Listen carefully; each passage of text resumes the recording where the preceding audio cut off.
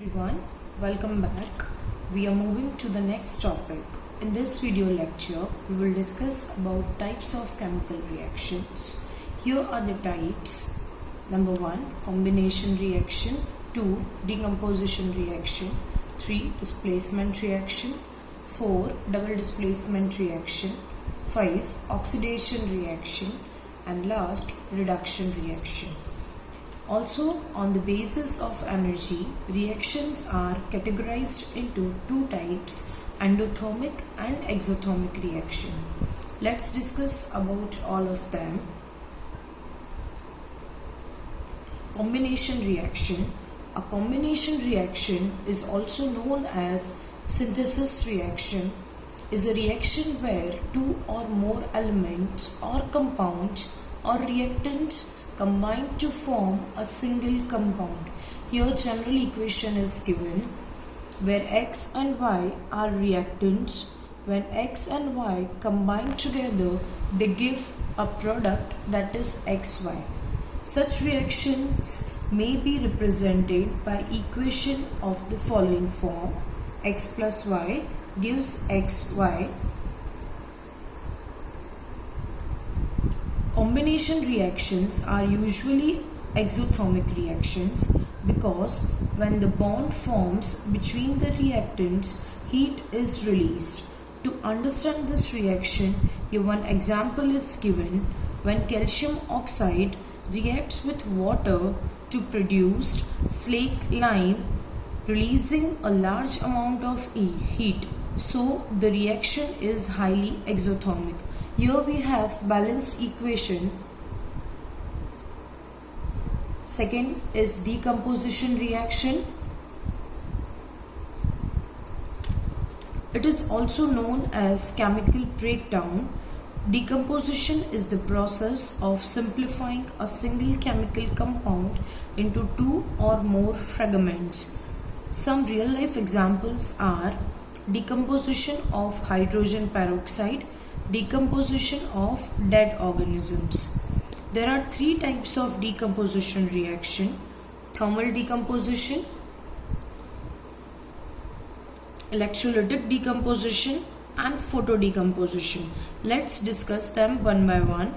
Thermal decomposition or thermolysis is a chemical decomposition caused by heat. The decomposition temperature of a substance is the temperature at which the substance chemically decomposes. The reaction is usually endothermic as heat is required to break chemical compounds or chemical bonds in the compound undergoing decomposition. To understand this, one example is given here. When ferrous sulfate crystals are heated, water of crystallization is lost and salt decomposes to form red-brown color ferric oxide, sulfur dioxide and sulfur trioxide gases. Now moving to the next type, that is electrolytic decomposition. Electrolytic decomposition may result when electric current is passed through an aqueous solution of a compound. A good example is the electrolysis of water. Electrolysis of water is its decomposition to give hydrogen and oxygen gases due to the passage of an electric current. Here we have balanced equation of electrolysis of water. Third type is decomposition by sunlight or photodecomposition reaction. It is also known as photolysis. In this type of reaction, the reactant is broken down to its constituents by photons. To understand this, decomposition of silver chloride by sunlight. When a small amount of silver chloride is taken in a watch glass which is kept in sunlight for some time, then slowly the crystals acquire a grey color. Here we have balanced equation of decomposition of silver chloride into silver and chlorine. Our next type is displacement reaction.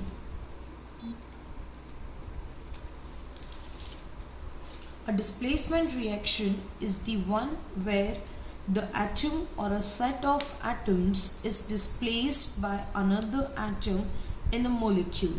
For example, when iron is added to a copper sulfate solution, it displaces the copper metal. In displacement reaction, only a more reactive element in the compound with which it reacts can replace the other element. Here we have balanced equation. Second type is double displacement reaction. Double displacement reaction takes place mostly in aqueous solution wherein the ions precipitate and exchange of ions takes place.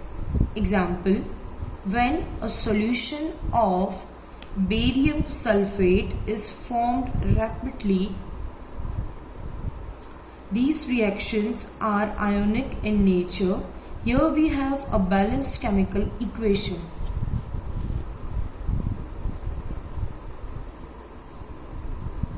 Next is exothermic reaction.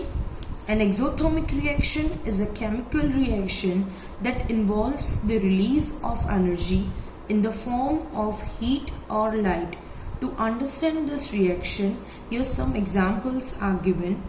Combustion reaction is a good example. Combustion of methane. Commonly, combustion reaction is referred as a burning in which fuel undergoes reduction where exposed to an oxidizing agent and forms an oxidized product. This reaction gives out a good amount of energy in the form of heat but also forms some byproducts such as smoke. An example of combustion reaction would be the combustion of methane. Here we have chemical equation for the reaction. Another example of a combination reaction is combustion of glucose. Next is endothermic reaction.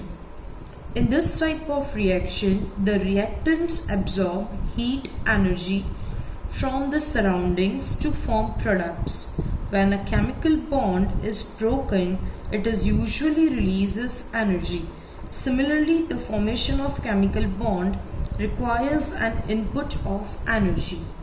Examples: when sodium chloride is dissolved in water and endothermic reaction takes place, the salt dissociates into ammonium and chlorine.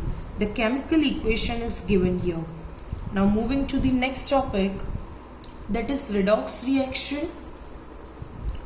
It's a type of chemical reaction that involves a transfer of electrons between two species. Human body uses redox reaction to convert food and oxygen to energy, plus water and carbon dioxide. Because both reactions, oxidation and reduction, occurring simultaneously, this is known as redox reaction. Oxidation reaction. Oxidation occurs when an atom, molecule or ion loses one or more electrons in a reaction. When oxidation occurs, the oxidation state of the chemical species increases. Oxidation state or oxidation number of an atom is the charge that atom would have if the compound was composed of ions. Next type is reduction reaction.